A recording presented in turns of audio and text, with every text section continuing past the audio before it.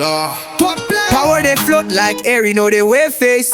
Symbols full ground, you know fi trace. Powerful say he go spill the tea, but who go agree? Them lock the key. Draco Sabate, Agnila bo Crescio Icoli, Cressy mon lignon, Drew Sagnon. Bienvenue pour cette exploration. Aujourd'hui, on plonge dans l'univers de Io, et plus précisément son titre Hidden Power. Cet extrait de l'album Genesia, sorti le 6 juin 2025.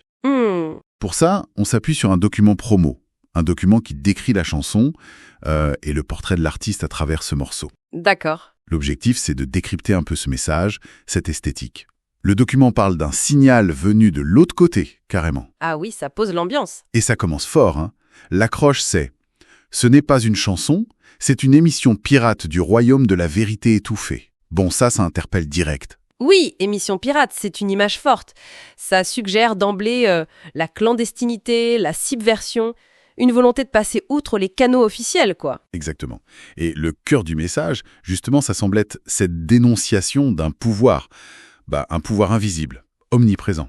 Le document cite cette phrase « Power they float like air, and know they wear face ».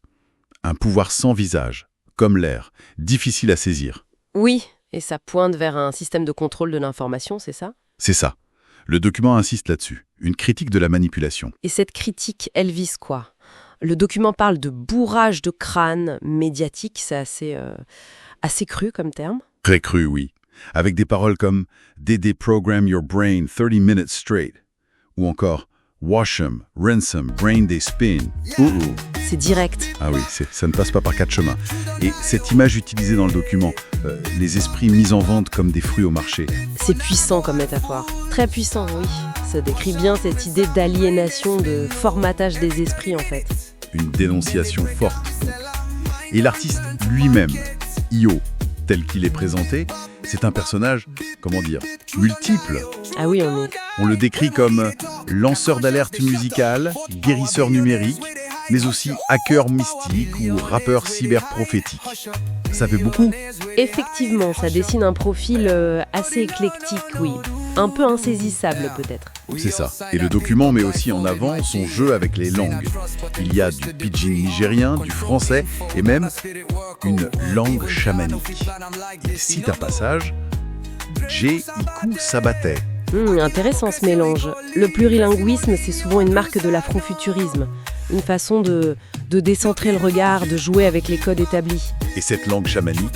On peut imaginer que c'est pour créer une atmosphère, quelque chose de plus rituel, d'incantatoire. Ça renforce le côté mystique qu'on évoquait. D'accord. Tout ça, ça suggère une fusion d'influences assez large.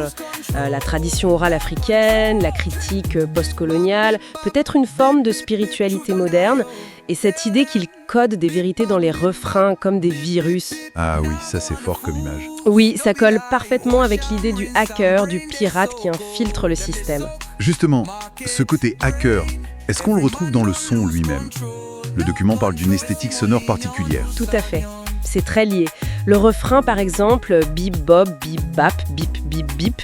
Le document dit que ça mime des signaux codés ou le bruit d'une machine. Comme un écho à la programmation mentale dont on parlait. Exactement. Et il y a aussi les beats glitchés, les voix distordues. Ce n'est pas juste pour faire joli, hein. Le document parle de glitch conscient. Un glitch conscient, c'est-à-dire? L'idée, c'est que la perturbation sonore, le défaut, le glitch, fait partie du message. Il symbolise l'interférence, la tentative de brouiller le signal dominant pour faire passer autre chose, une autre vérité. Une vérité qui passe par les failles du système en quelque sorte. D'ailleurs, le texte mentionne le bridge comme un message chiffré, une transmission from the Matrix. C'est ça. Où on entend « Every screen they lie you them remix ». Chaque écran te ment, il remixe la réalité. Le glitch porte ce message de défiance. Voilà, la musique est pensée d'après ce qu'on lit pour faire danser le corps, mais secouer l'âme. C'est pas juste pour bouger la tête, quoi. C'est une expérience sensorielle forte, peut-être même un peu déstabilisante, qui doit amener à réfléchir. L'esthétique sonore et le message sont indissociables. On sent bien l'urgence dans tout ça. L'artiste lance un appel, hein? Meikuna Open Eye. Ouvrez les yeux. Un appel à la vigilance. Oui, avec cette image aussi, Truth they leak small small et they drip for ground. La vérité fuit, elle goûte. Il faut être attentif pour la voir. C'est vraiment ça, un appel à être actif, à ne pas juste consommer passivement. La musique comme outil d'éveil, pour regarder derrière les apparences. D'ailleurs, le document cite cette formule « Danser n'empêche pas de penser Oui, j'aime bien cette phrase. Elle résume bien l'ambition. On peut avoir l'engagement du corps, le rythme et en même temps, la réflexion critique. Ce n'est pas incompatible. ». Et l'album Genesia dans tout ça. Mais l'album est présenté comme un code. Et cette chanson Hidden Power, ce serait la clé la plus dangereuse. La clé dangereuse. Pour décrypter quoi? La réalité cachée. C'est l'idée suggérée, oui, comme si l'album entier était une sorte de message crypté à déchiffrer. Bon, alors si on résume, d'après ce document promo, Hidden Power, c'est bien plus qu'une simple chanson. C'est présenté comme un manifeste. Oui, un manifeste sonore. Un acte de résistance contre ce pouvoir invisible, une critique sociale assez virulente, le tout emballé dans une esthétique afrofuturiste, avec ses glitches. L'objectif, secouer les consciences. C'est tout à fait ça. Et cette métaphore du code et de la clé, elle est vraiment centrale dans la description qu'on a. Ça ouvre une question d'ailleurs. Ah oui, laquelle? Si on accepte cette idée que la musique peut fonctionner comme ça, comme un encodage, une transmission pirate, est-ce qu'il y a d'autres formes d'art ou même de communication aujourd'hui qui pourraient jouer ce rôle? Contourner les grands récits, les narratifs dominants pour révéler d'autres perspectives, des choses cachées.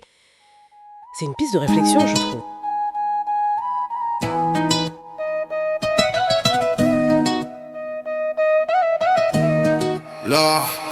Power they float like air, you know they wear face.